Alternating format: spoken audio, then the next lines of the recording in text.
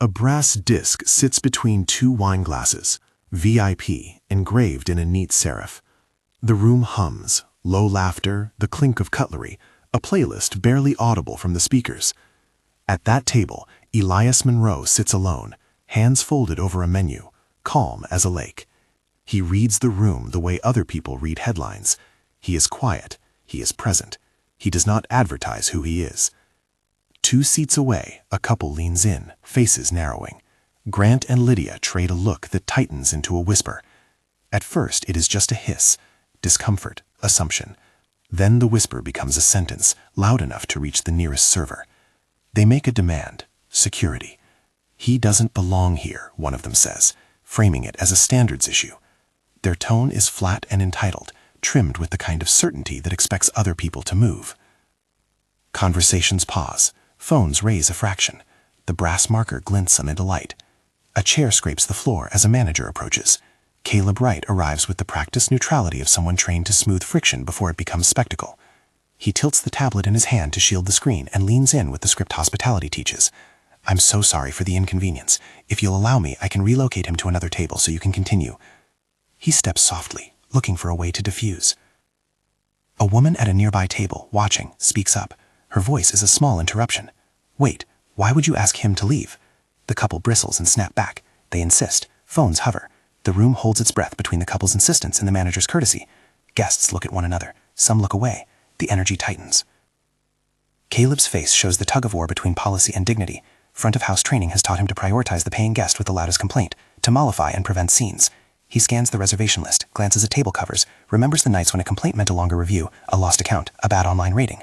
He practices the neutral language again. "Sir, would you mind?" And he directs his words to Elias, polite but positioned to move him. In public spaces, protocol often takes the shape of quiet pressure. In that tiny moment, it begins to.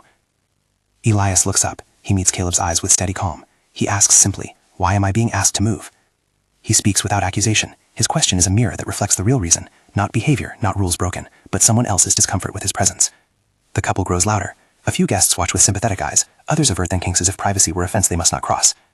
The couple ups the stakes. They threaten to leave and tell everyone they know. They promise to write reviews, to call corporate. Gratitude for their dining experience has nothing to do with the man at the table, but everything to do with the couple's ability to make a scene. Caleb, weighing potential loss, begins to counsel compliance. He begins to prepare the phrasing that will cause the least harm to the restaurant's bottom line. He steps forward, tablet in hand, ready to turn a person into a seating adjustment. Then Marianne Cole walks in. The room registers another presence, a different kind of authority, not the tight hospitality script, but operations experience written in the lines of her face. She scans, catalogs the table, and her eyes find Elias.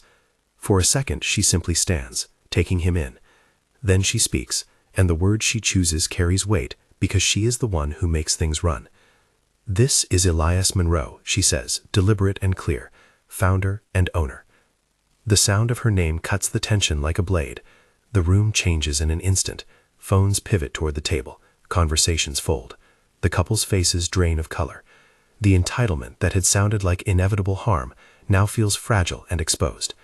Grant and Lydia stumble through apologies that are more about saving face than admitting fault, and then they leave. There is no gloating in Elias's response. He sits a beat with the tired patience of someone who has watched too many small cruelties inside larger systems. Then, in a voice composed and controlled, he explains why he was there. "I come on nights when you think no one is watching the ways we treat people who don't match expectations," he says. His sentences are longer now, shaped to hold both rebuke and instruction. "I came to see what would happen when someone's presence made others uncomfortable, to see if our staff would choose protocol over people, and to understand where we might be failing the dignity of guests and staff alike." He does not demand humiliation for the couple. He does not call for the manager's dismissal on the spot. He asks for facts and for accountability. He instructs Caleb to file an incident report, not to placate outraged patrons, but to create a paper trail that leads to real action. Marianne supports the request, already thinking through the logistics, witness statements, timeline, training gaps. Cameras had been recording, phones had been raised. There is now a record, but more importantly, there is an opportunity. Caleb stands there, the tablet cold in his hand. The gratitude he expected to receive from placating a loud guest is replaced by a different, sharper lesson.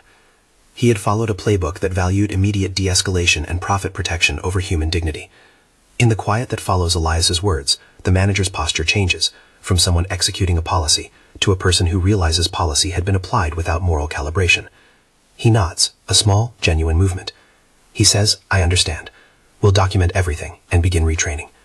His voice is not defense anymore. It is a note of genuine contrition. Elias asks for two things: a transparent account of what happened and practical steps to prevent its recurrence. He signs off on a formal incident review. He requests the names of staff present and the sequence of decisions. He asks that leadership be visible in the dining room, not absent. He asks that policies be evaluated by the people they affect most, guests and staff, whose dignity is at stake. The measures are administrative, not theatrical. They require time and attention. They demand consistency. The couple leaves, embarrassed but intact. The staff exhales. Some guests applaud quietly. Others still look uneasy, as if they had just witnessed the visible shifting of social gravity. The woman who had objected earlier meets Elias's eye and gives a small, relieved smile. She had been a bystander who chose to speak up. Her interruption mattered. It is a reminder that not everyone who watches is complicit. Some people will interrupt the script. In the days that follow, the restaurant changes in modest but meaningful ways. Greeting procedures are revised so that assumptions are checked before they become action. A new protocol requires managers to consult a senior staff member before asking a guest to relocate. Training sessions include scenarios about dignity and unconscious bias. Caleb attends those sessions and participates, not as a passive attendee, but as someone who now understands that compliance without conscience is a hazard. Marianne adds incident report reviews to the weekly ops meeting. The brass VIP marker remains on its table, but the way people move around it is different. Elias keeps visiting quietly in the months that follow. He sits, sometimes alone, sometimes with a note-taking pen, watching whether the room's habits match its intentions. He listens to servers, checks that managers pause before making service decisions that affect a person's place in a public space, and watches how staff respond when a guest acts entitled. Most nights he sees improvement.